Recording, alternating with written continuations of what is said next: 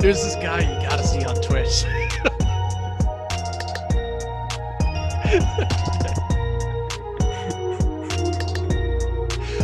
What is up, guys? It is time. Late Slate Sweat and Swap show, where there is a lot to sweat and to swap on the slate that we're going to discuss over the course of this next hour. So make sure you are hitting that like button and subscribe to the channel, because the Awesemo YouTube channel has content all day long. I'm Chris Spags, joined by a man you saw just a few short hours ago breaking down everything on Live Before Lock, a speeding train every single day of NBA news, but he's survived. He's here again. He's Greg Ehrenberg. How you doing, Greg? Yeah, pretty good. I was able to just keep it together for when you were introducing me there, because we had some fun before the show started. But yeah, I mean, we also have, by the way, if people aren't aware, we only have two late slate swap and sweat and spit shows. We've only got two left. We got this one, we got one tomorrow, and then it's on to baseball season.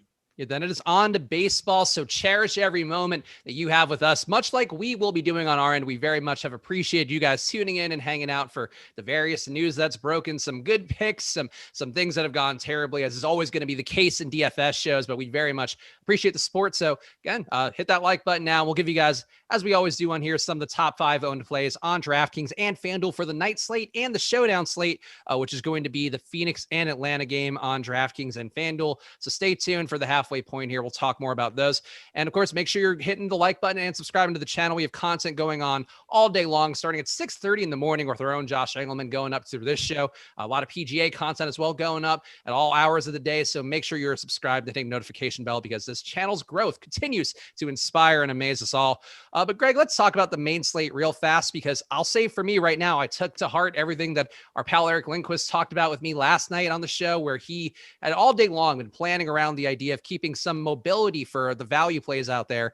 And I basically built my lineups today fading the Wizards value for the most part to save up for what seemed like a spot that Paul George could be out for the Clippers. Now we know Paul George is out, Kawhi is playing. So what did you do today? How did you handle the situation, especially while doing a live show?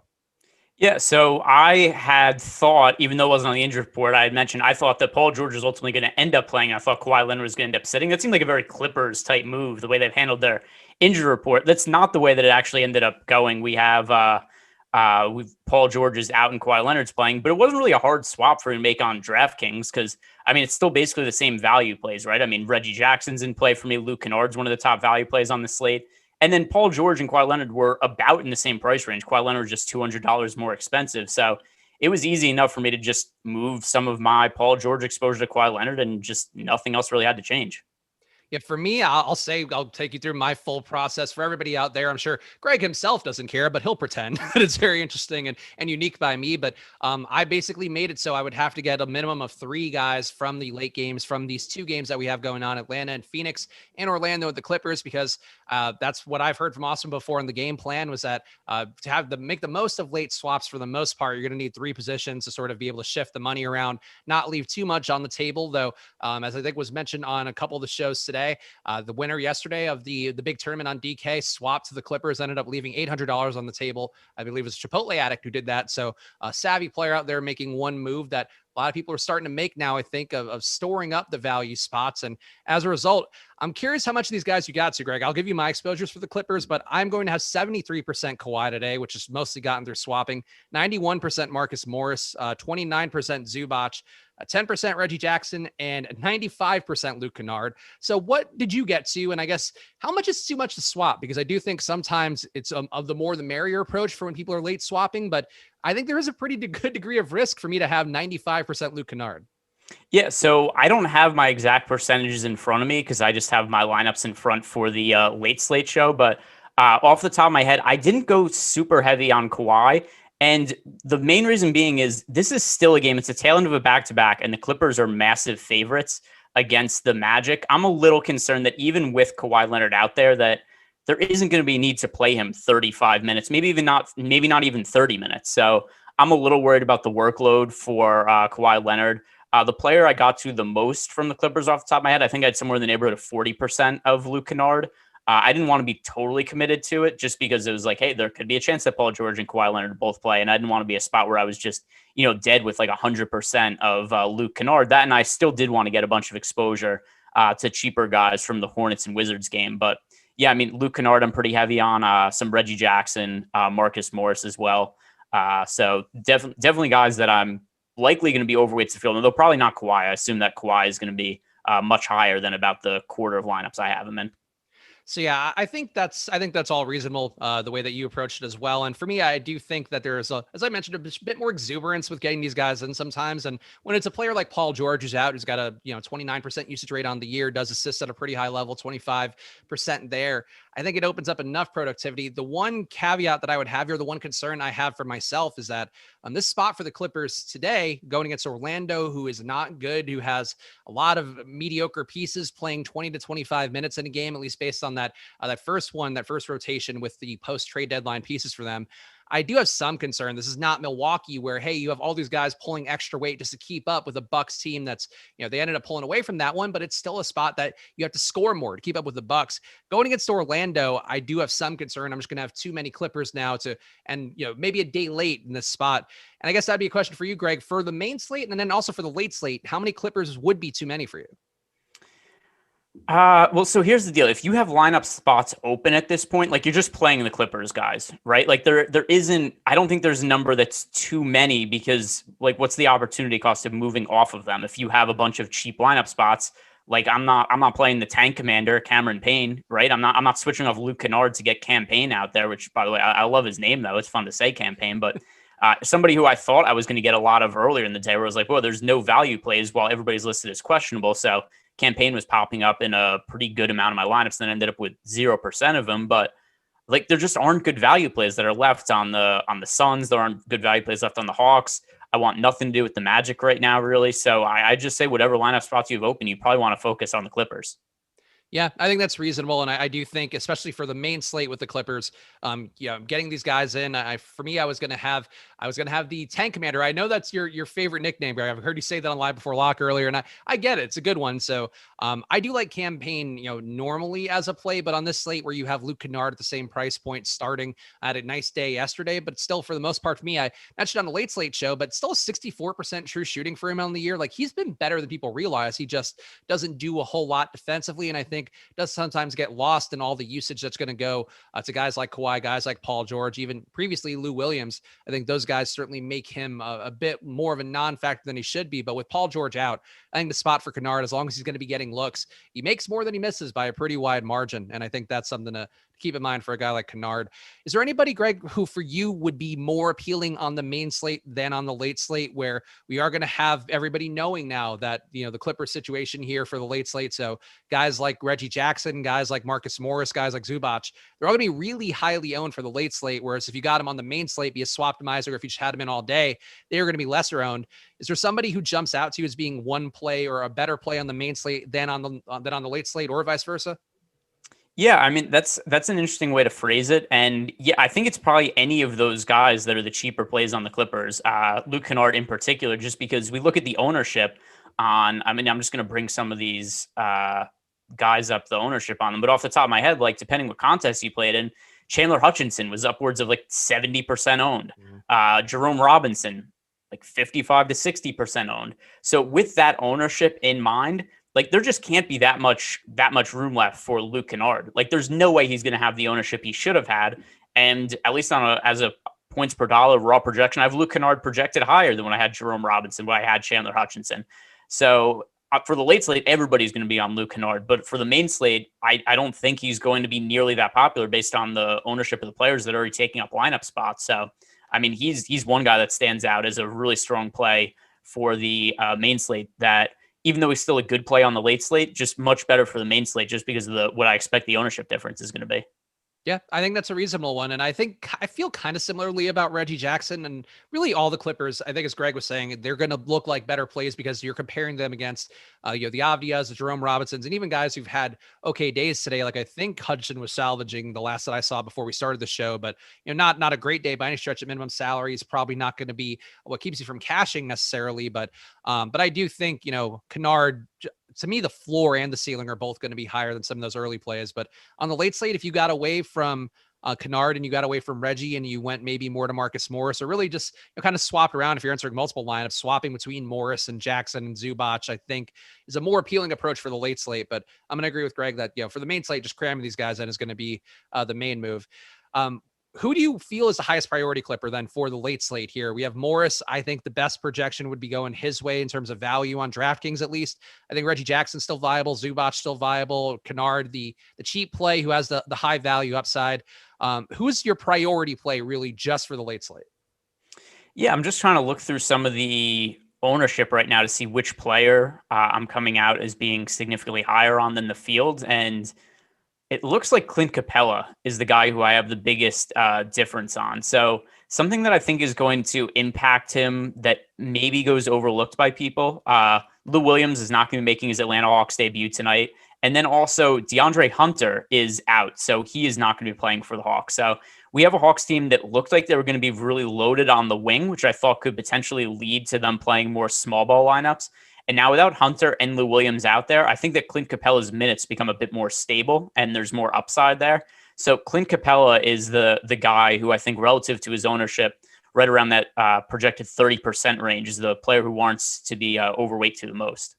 Yeah, Capella for me did get better when Hunter and Lou Williams were ruled out and the minutes went away from Awesemo. And I think that's something for me. I think too that Greg is saying that Capella's minutes get a little more secure. Awesemo has been for 33 minutes with his rebound rate, with the fact too that Phoenix definitely a competent team, but still a team that it can miss shots, can run a little bit cold. I think that opens up some rebound opportunities for Capella too. And playing against Ayton, who in some respects I think you could say is a worse version of Capella, or at least not quite as there as this version of Clint Capella is. I think to me, it's a nice spot for Capella overall. And I think for the late slate, to me, Trae Young and Capella would be in a vast majority of lineups just because you have to spend that salary from the Clippers savings. And I think I'd put Trae as a higher priority play for me than Capella, Greg. But how are you feeling about Trae Young? And is there anybody else who jumps out from the Hawks, given that there is some more opportunity to go around with no Hunter and no Lou Williams making his debut? Yeah, what's funny is talking about main slate swaps. Trae Young was somebody who I was really not on at all earlier in the day. And then when Paul George got ruled out and making some swaps, just because I didn't want to be super heavy on Kawhi Leonard because I'm a little concerned about his minutes workload going up against the Magic tonight.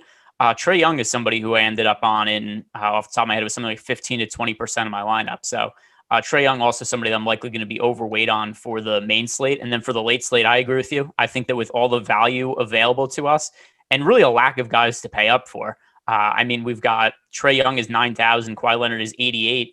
And then we get to Devin Booker at 8,300, who I don't have projected well points per dollar. Chris Paul at 8,000, I don't have projected well points per dollar. So it's almost like a no-brainer to try to get up to Trae Young and Kawhi Leonard, given the way that the late slate shakes out. We got a question here from Sebastian in the YouTube chat, and this is a play that I think is interesting to talk about because the price point to me seemed interesting, but I do think with the situation for Orlando, I don't have the most confidence, but he's asking about Khem Birch, who had a fantastic game when the Magic were shorthanded before they got all the guys in from their various trades. But now you have Otto Porter in, you do have Wendell Carter projected for 20 minutes from Awesemo today. You have Mo Bamba still getting some run. I don't think Khem Birch would be a play for me at much volume, even on the late slate, because I just don't know there's a pathway for him to get more minutes. Even if he's playing amazingly, I think there's some pathways for him to see less minutes, and that would scare me quite a bit with Birch. But how are you feeling about him, Greg? And we could talk a lot about Orlando because there's probably somebody here who's going to win a tournament, but I just think if you're looking at median projections, not a single person is going to look like that guy.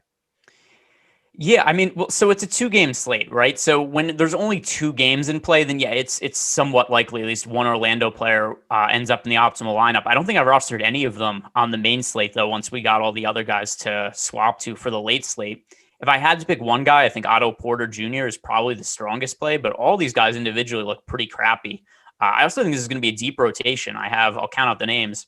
Chasen Randall, James Ennis, Dwayne Bacon, RJ Hampton, Mo Bamba, Khem Birch, Chuma Okeke, Michael Carter-Williams, Otto Porter Jr., Wendell Carter Jr., and Terrence Ross all in the rotation. That's 11 guys. And none of them are that cheap, right? They're not super expensive, except it's not like we're getting these guys for $3,000. Khem Birch is $5,100. And that's kind of where we're seeing a lot of these Orlando Magic players on DraftKings. They're priced in like that high 4K to low 5K range. And these are all guys that have projected to score low 20s amount of fantasy points. So I don't really think there's all that much reliable upside here. I think they're going to play a bunch of guys, a bunch of not good guys, like 20 to 26 minutes. And so this is going to be like the bad version of the Memphis Grizzlies, where, they have the Grizzlies, they play Jonas Valanciunas, like around 28 minutes per game. Ja Morant plays like 34, and then they just have a bunch of role players who play, 24 to 26 minutes every night. And I think we have probably in Orlando going forward, Wendell Carter Jr. is their version of Jonas Valanciunas. Terrence Ross is their version of Ja Morant, and then they just have all their crappy role players. I think Terrence Ross is the one you could give me a case for, and I gave him 30% usage today, and he still doesn't project to be that great. I would still only have him at 33 fantasy points. Didn't mess with his assist rate, which I do think could see an uptick. But I think Ross at 7,100 on DK, dual position eligibility, and enough savings again if you are playing a good amount of Clippers. I think you probably need Ross to have an outlier day. I would agree with you, though. Like for the main slate, the only guys that I got on the main slate were a little bit of Otto Porter, a little bit of Kem Birch, just because of the price points kind of working with a lineup construction that I liked, or at least the optimizer liked for me. But with Terrence Ross for the late slate, I think he's the one I would prioritize just because I think, A, he's going to be low owned. And I think we just got a run of ownership. So make sure you hit that like button, guys, because we're going to give you guys a preview of the top 5 owned plays for the night slate on DraftKings and FanDuel. But Terrence Ross before this update was projected for sub 10%. And now he is, even lower, sub 10%. Like I think Terrence Ross is a guy that he could get you 40 today and it wouldn't shot like 40 real life points, honestly, but 40 fantasy points at the very least. 7% ownership for the night slate. Like that to me is the priority play. And your boy Otto Porter Jr., 5.5%. Like I don't think he's a bad second option if you were going to take a Magic player. Yeah, so here's the issue I have with Terrence Ross so he is coming off of a knee injury. He has not played in 2.5 weeks. The last game he was active for was March 14th. Given that he's coming off the bench and not starting, and by the way, I know that even though for most of the season he has come off the bench, we've seen him start at times when a bunch of guys have been out for Orlando. I'll bring up how many starts he has for the season just so I make sure that I'm not incorrect on that, but I'm pretty sure that he's had starts this year. I assume he plays somewhat limited minutes. It's been so long since we've seen him play. And yeah, he's started 2 games this year. So there have been times where it's like, Fournier out, Fultz out. Maybe there was 1 or 2 other guys out. They've been willing to start him. Everybody is out and they're not starting Terrence Ross now. That's an indication to me that he's not going to play full minutes, especially coming off this long layoff. So that's a pretty big red flag for me. I think it's reasonable. We also got some, I'm going to say not fun news. Marcus Morris scratched Tuesday. So all right. There we go. So I wasn't that far off. I knew the Clippers were going to do something goofy. That was, betting on the Clippers to do something goofy. Who knew that would be something that could ever happen? But all right, let's see. We got to wait for a minute's update from Awesemo, I think, because this is going to be an important one. And we also just got an ownership update, as I mentioned. So that's going to also need to be swapped around, but the projections likely will come first. And I guess to me, I think this now makes the idea of not playing Luke Kennard look untenable to me. I would also say Reggie Jackson becomes much better of a play. I have no issue with the high percentage of Kawhi that I have. You can play any Clipper. Terrence Mann is the one I haven't been getting, but I think now I'll probably get some of him too. I think you can play any Clipper in the rotation and not feel too bad about it. With news that they're resting, or what did they officially say? Whatever this is a made-up injury. This is a made-up injury for Marcus Morris. They're labeling it a calf injury. He's not hurt. I'm gonna go out on a limb and say it right now. They're just his calf is fine. Paul George's foot is probably likely fine. Also, there's just no real reason to play guys extended minutes against this Magic team is terrible. Like we're talking like Terrence Ross. Their best players either Terrence Ross or Otto Porter Jr. I have real concerns about the amount of minutes that Kawhi Leonard has to play today. If he does play, though, I mean, let's say he plays 30 minutes. Let's say that he doesn't get a fourth quarter stint because they pull the game safely out and he also doesn't play super extended run. I think that still gets him to 30 minutes. And is it crazy to think that he could be a 1.5 to 1.75 fantasy point per minute guy during those 30 minutes? I think that would be my cause for concern. And at his price point on DK, I still think he's one of the better plays, even if you were to downgrade him, which I think he's still got to play the minutes now just because they're going to be down on bodies enough. I'm just looking up some of the back-to-backs. He rested the last one or whatever fake foot injury for him on the last back-to-back, the same fake foot injury that Paul George has right now. The back-to-back before that, he played 29 minutes in one half, 40 minutes in the other half. Other back-to-backs, 32 minutes and 35 minutes. So no issue there. Let's see. One other back-to-back. Yeah, I mean, so far it looks like his minutes have generally been pretty good in back-to-backs. He played 40 minutes and 32 minutes in the next one. So, I mean, yeah, based on those numbers I just looked at, his minutes have still been there in back-to-backs. I just don't know that it's going to that the minutes are going to have to be there against this just dog shit Magic team. I just think this is a very silly slate now. Yeah. But I knew I didn't get the right player out. Like, I thought it was going to be Kawhi that was late scratch. I knew that somebody in that starting lineup was going to scratch for the Clippers because there's no way they wouldn't. Like, they do this in 100% of slates where they're the 10 o'clock game. It's the last game on the slate. And there's going to be a situation where we have to rush them. They always scratch somebody in this situation. I just didn't know who it was going to be. And now we got our answer. It's Marcus Morris. So I'm still waiting for the minutes update. That'll come, I'm sure, not too far from now from Awesemo, so I can see where exactly I'm going to align with everything. But if you had to rank your various Clippers now, accounting for, I guess, either your personal beliefs where you're not as crazy about Kawhi potentially, just the whole thing, what would be your order of priority for the Clippers now?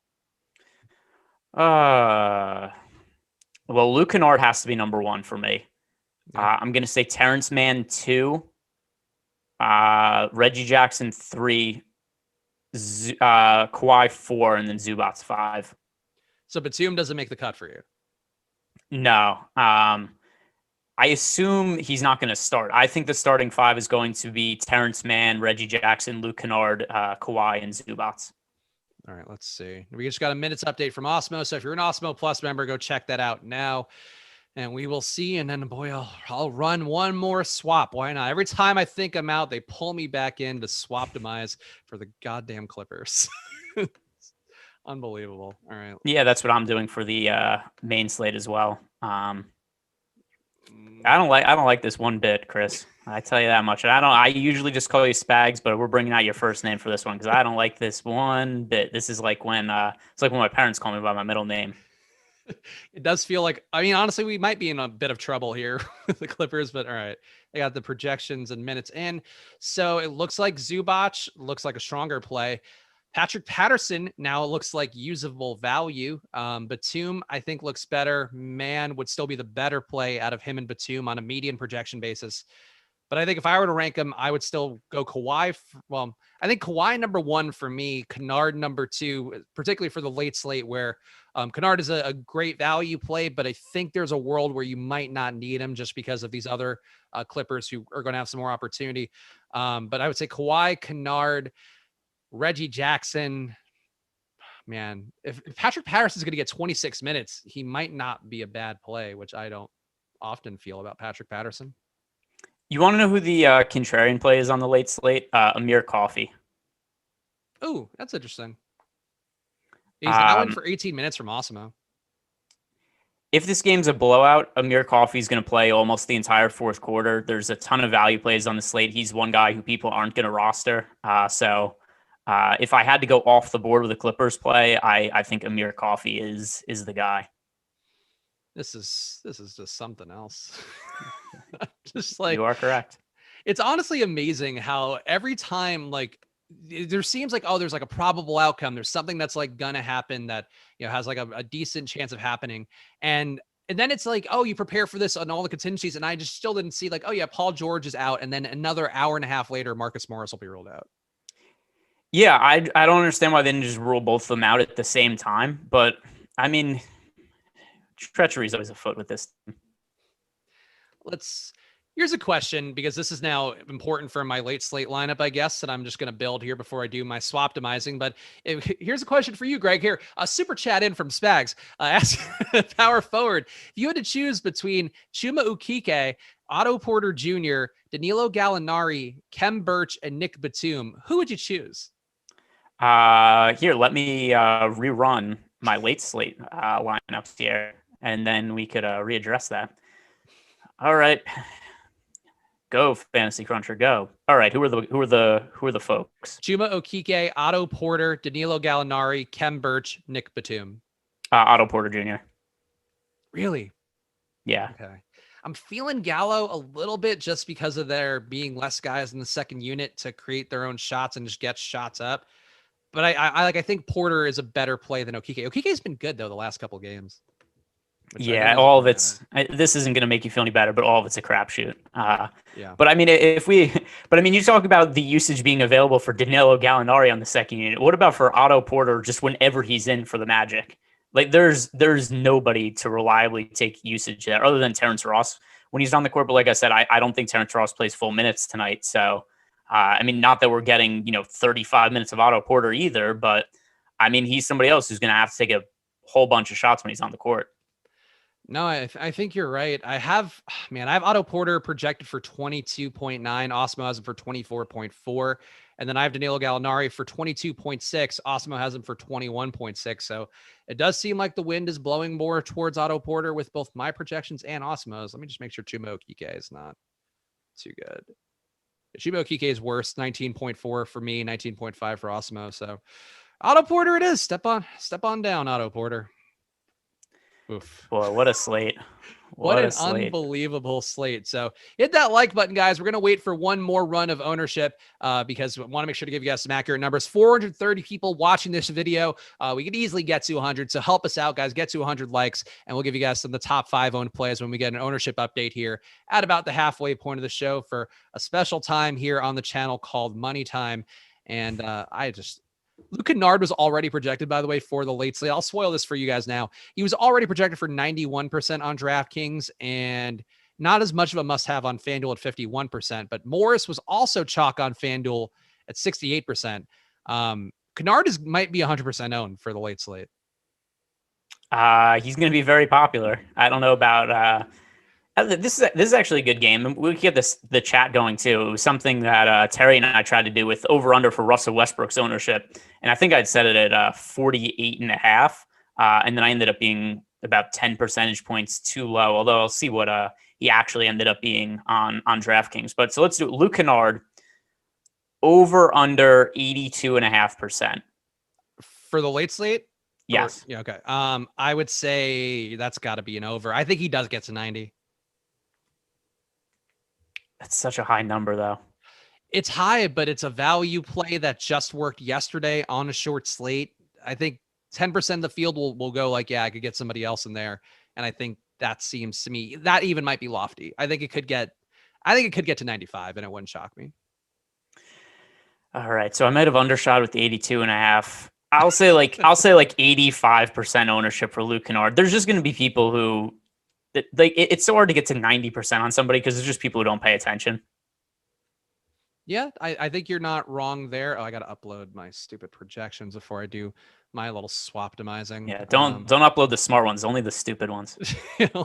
only my shit projections that are going to have me playing 5 Clippers, including Amir Coffey and Patrick Patterson in the same lineups. Who knows? All right, let's see. I honestly don't even know what I'm going to get on Swaptimizer here. All right. Let's see if we have for the late slate a latest run of ownership, because I'm pretty curious to see where this comes out on Luke Kennard. This is honestly just a crazy, like they've been all crazy slates recently, so I'm not going to be like, oh, like this one's the special one, but like it is absolutely insane. I am now up to 76% Kawhi, 98% Luke Kennard for the main slate. Got 70% Rui, 64% Reggie Jackson. Only 17% Batum, and I guess I'm not getting to much Terrence Mann. Oh, I don't like that. I mean, I could change it, but I don't even know. Like, if the price points don't work, the price points don't work. I'm not going to force Terrence Mann in. Yeah, I mean, it's not like he's that cheap. I don't think you need him for the main slate. Late slate's a different situation. Yeah, and I'm playing him on the late slate. So, yeah, screw you, Terrence Mann. You're not getting in my main slate lineups, but... All right, I swapped, I sweated. Well, I guess now I'll be sweating because I swapped. Yeah, can't. By the way, people are asking, it seems that people are not familiar with the news, but yes, Marcus Morris out with a fake calf injury. Yeah, I think it's a real calf injury. I think it's just more like, how are you feeling, Marcus? You want to go? And he's like, I don't know, my calf kind of hurts. And they're like, all right, you're out with a calf injury. And he's like, okay, cool. I'm just going to go hang out and get some sushi. Yeah, you know why it's not real? Because the Clippers do this every single back-to-back. Like it would just be way too coincidental. Like, oh my, somebody else got unexpectedly hurt 30 minutes before the game started. Like really every single back-to-back this happens to one of their guys. It's all nonsense. It's honestly like I know I'm just like, I just keep saying this is hilarious, but it just makes me laugh that this is just like our lives. Like I am held hostage by swapping NBA lineups now for every night, where it's part of the job. now. But Greg, when it's MLB season, we're not gonna be doing a sweat and swap show, and I'm still gonna be up sweating and swapping like an asshole, making content, just yelling to my dogs and my girlfriend. Yeah, well, the good thing, at least, I don't know if this is a good thing, but usually it gets, like really brutal the last 2 weeks of the NBA season. But now we'll just be used to it because it's going to be the last 8 weeks of the NBA season. And it's because of the condensed schedule they made. I've talked about this on a couple other shows, so maybe people are annoyed of me mentioning it by now. But the NBA made a 72 game season, but they did it in, like 2 months less than they normally have the length of an NBA season. So there's a ton of travel. There's a bunch of back-to-backs. Teams are playing. Teams have weeks where they play 4 or 5 games, and that's going to lead to, number one, a lot of injuries, a lot of fatigue. We've already seen rest become a trend in the NBA. So this last 8 weeks of the season, especially when there are teams that are locked into playoff spots, they're just going to say, hey, we're resting guys. We're willing to sacrifice a few games here and there in the regular season. And it's going to be an issue for DFS, where if you are not available to make late swaps, it's not playable at this point of the year. I think that if you still want to play DFS, but you don't want to be looking at your computer all day, focus on Showdown slates. And that's something else. We have ownership projections for the main Showdown slates. We have projections for Showdown slates. That's what I would focus on if you don't want to spend all day, sweating and spitting and swapping. Speaking of, we did promise some ownership projections. I want to wait to see if we get the night slate ones until we get the Marcus Morris update. So stand by on that one. But let's flip the hat. Let's do money time for the Showdown, at least, because the game with the Hawks and the Suns is not going to be changing too much here. So we'll give you guys for free the top 5 owned plays on DraftKings Showdown and FanDuel single game. And if you want to always get these projections for yourself, you can get them at awesemo.com/join. Number 1 on DraftKings Showdown, Trae Young, 87% of the field going to him in the Showdown.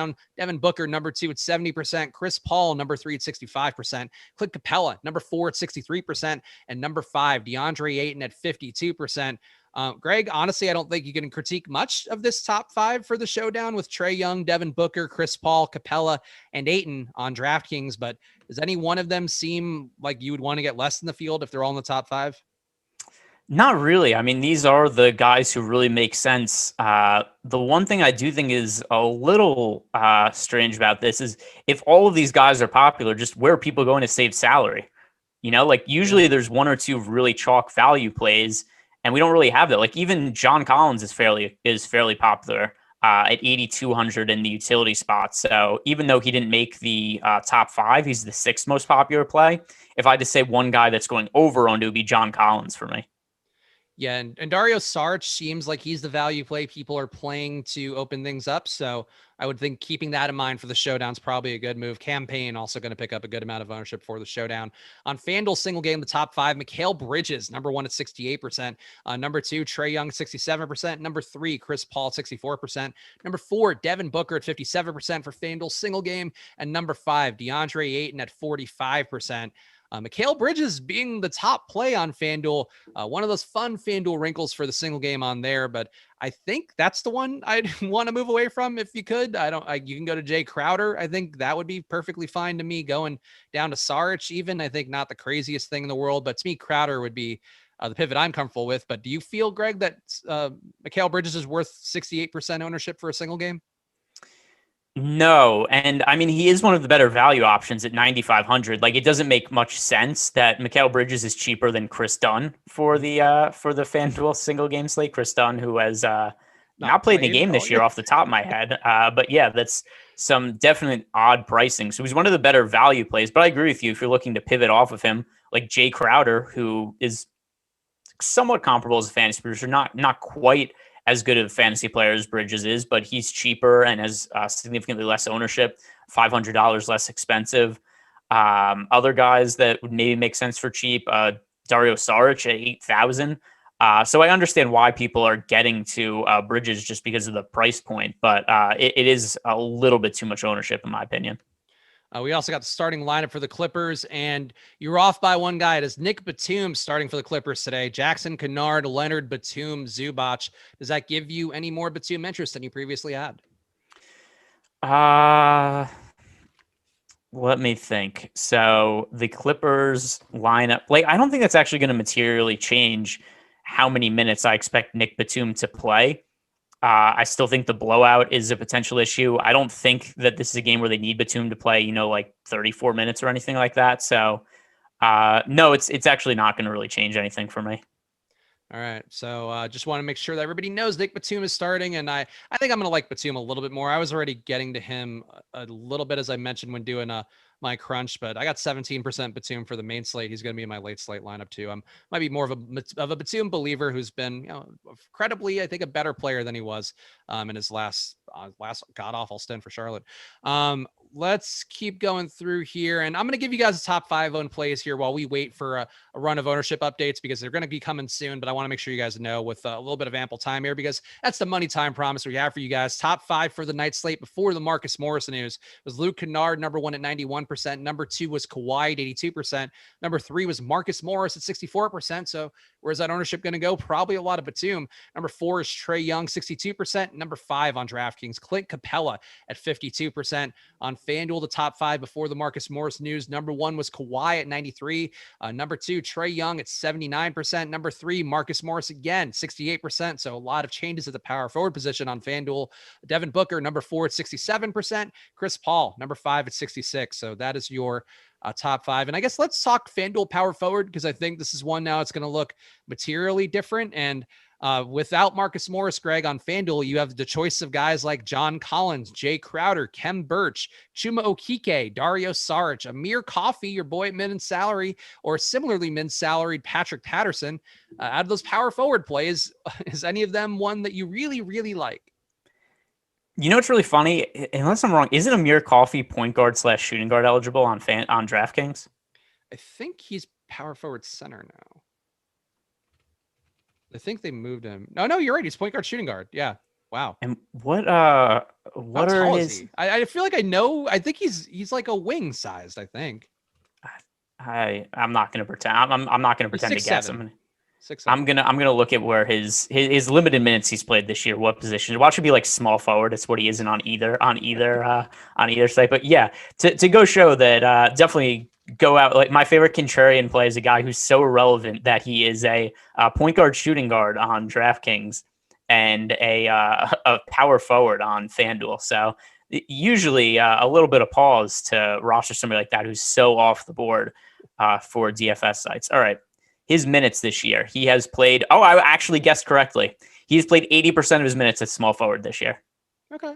Yes. I mean, and with them in the positionless basketball, like he probably is functionally like a power forward. Like Batum isn't really a power forward either, but he's starting at power forward today.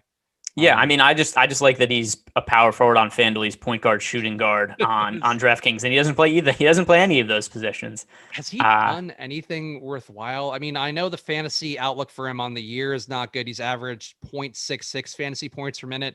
I have him in for 0.72 today, so things on the upswing. But I don't know that I'm seeing anything with Amir Coffey that jumps out like, oh, this guy's got like amazing potential if he sees extra run.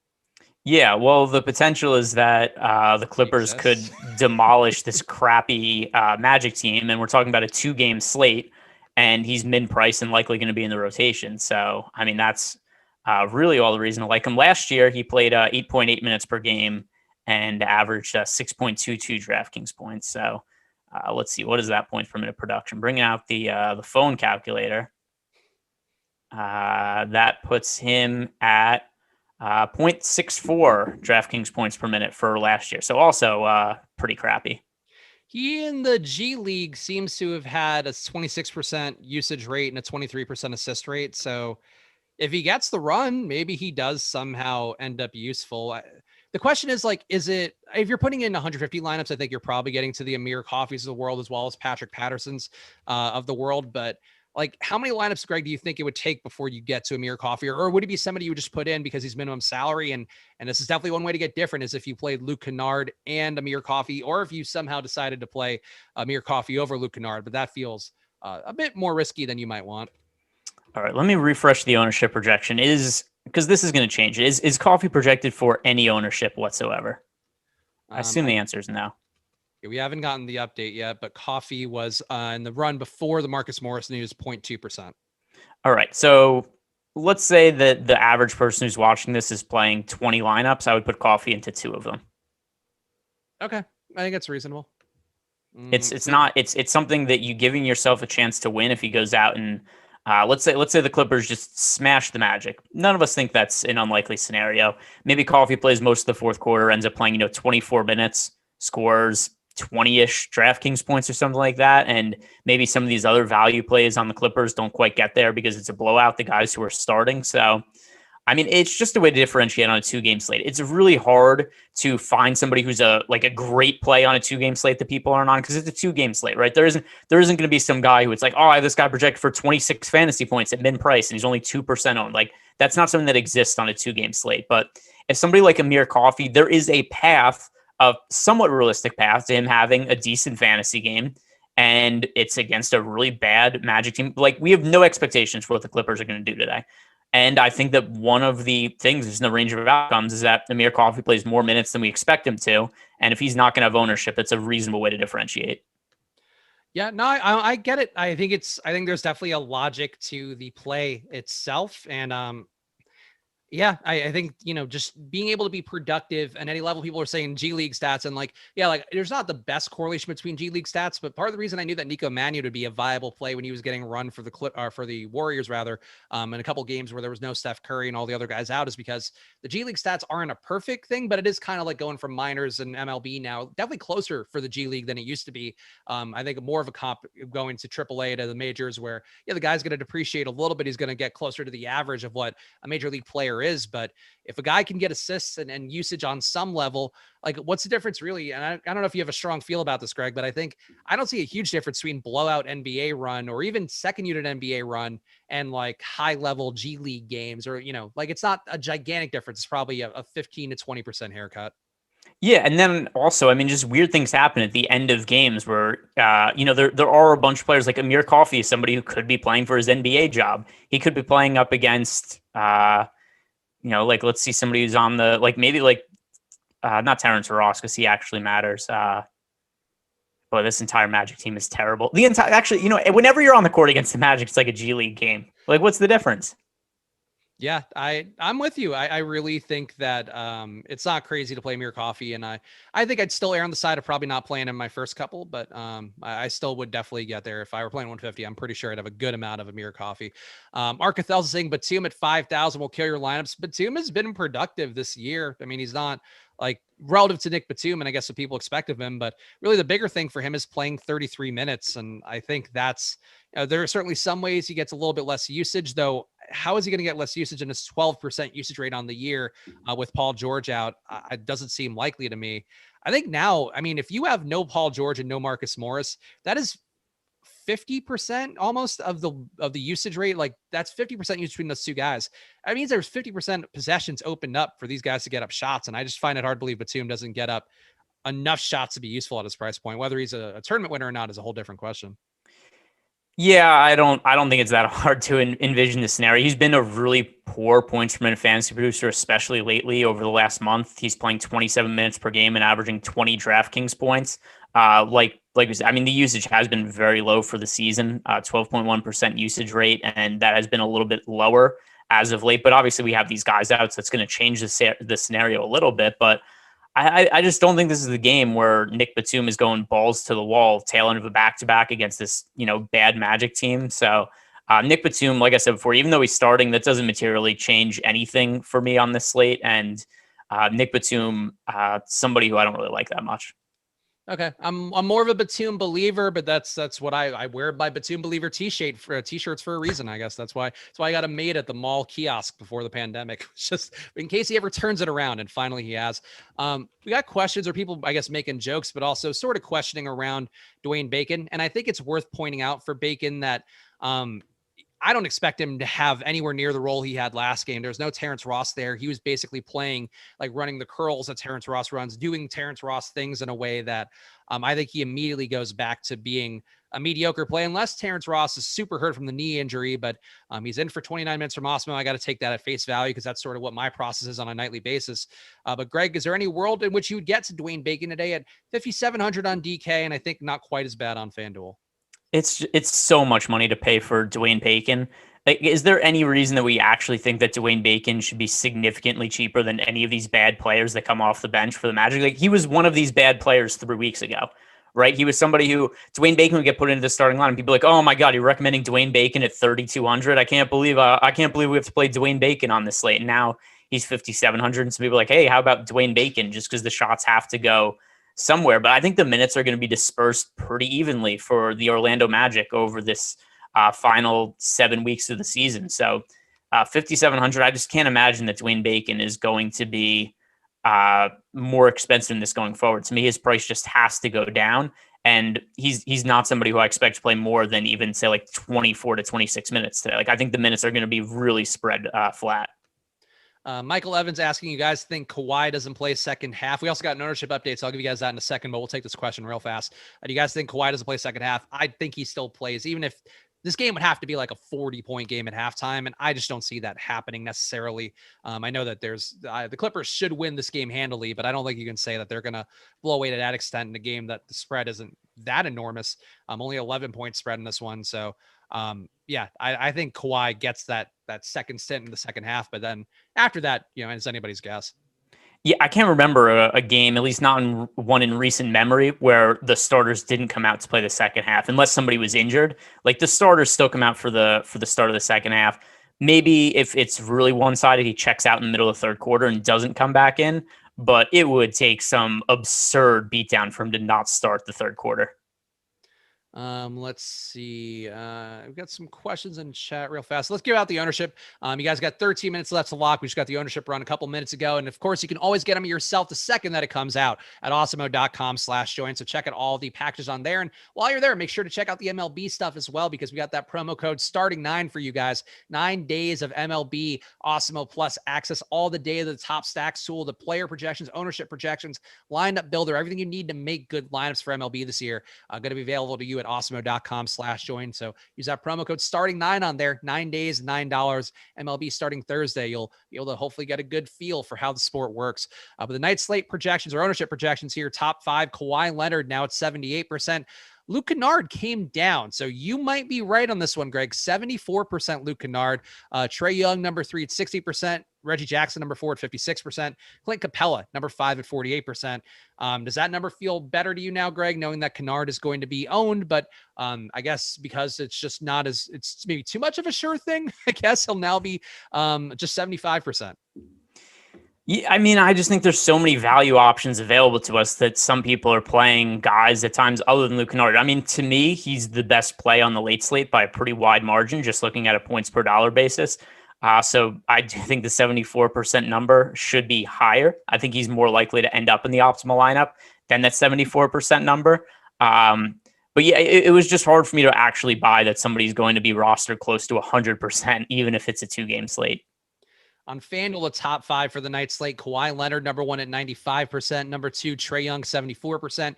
Devin Booker, number 3, 66%. John Collins, number 4 at 65%. So a lot of the ownership going there.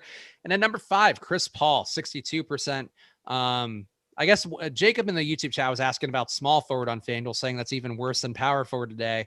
And Greg, at small forward, you have Kawhi picking up all that ownership. Then you have Mikal Bridges, who I think we both agreed was not the best play for the single game for this one. For the night slate, maybe a little different, but Nick Batum at small forward picking up less ownership. Bogdan Bogdanovic, Otto Porter Jr., Danilo Gallinari. I actually think the small forward position isn't bad. I wouldn't mind taking flyers on Batum at 4,200 on FanDuel, and Otto Porter at 5K seems certainly like he can have an upside. So I don't know. I feel like small forward, Greg, do you feel differently that small forward's a crappy position? I like it a lot more than power forward.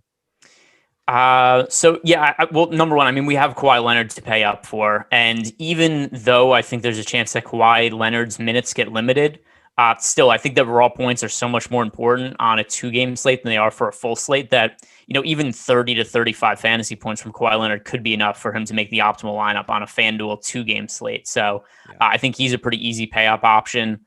Bridges, I do like him more for the 2-game slate than I liked him for the single-game slate. If I had roster any 2 other guys, Otto Porter Jr. at 5,000, Nick Batum at 4,200.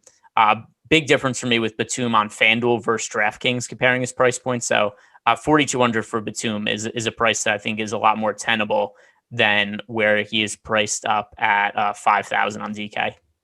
I got a question from Rhyme Life Music in the premium Slack asking Jackson and Bridges or Paul and Bogdanovic for FanDuel. Greg, how do you feel about that one? Jackson and Bridges or Paul and Bogdanovic?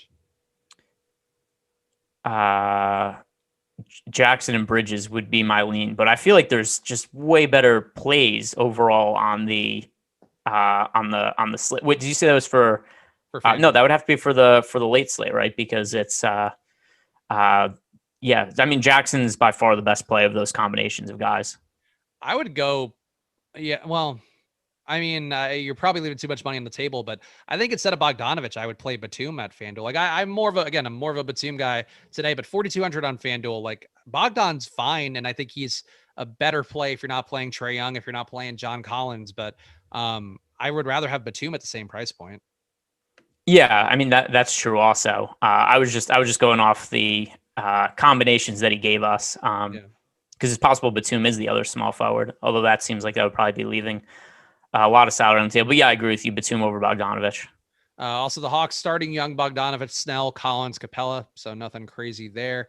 Any final questions, get them into chat. Also, fun fact that I just saw from Basketball Reference when I was looking up the G League stats, Amir Coffey's Twitter handle, coffee shop _ on Twitter. It would be funny if it was like Amir Coffee center. Like just a totally different. It's just we're just so he covers every single position. Positionless coffee. Yeah. Let's see the YouTube chat. Thoughts on Man? I feel like we've answered these the thoughts on Man earlier, but Greg will give you the chance here to give your thoughts on Man one more time. So I'm gonna ask this question back to you in a little bit of a different way. Terrence Mann, I think he's a really good play for both the main slate and the late slate. Garbage time where the Clippers are winning by 8,000 points against the Magic. Is Terrence Mann out for the final minutes of the game or no? I think he'd still be on the court. I think Terrence Mann plays the blowout. I think Mann, to me, it would have been nicer if he were starting, though I guess maybe that does decrease the chances of him playing the blowout, but he's clearly a guy they want to see more of. I mean, they traded guys out or, sort of traded one guy out at least, and Mann immediately gets more minutes.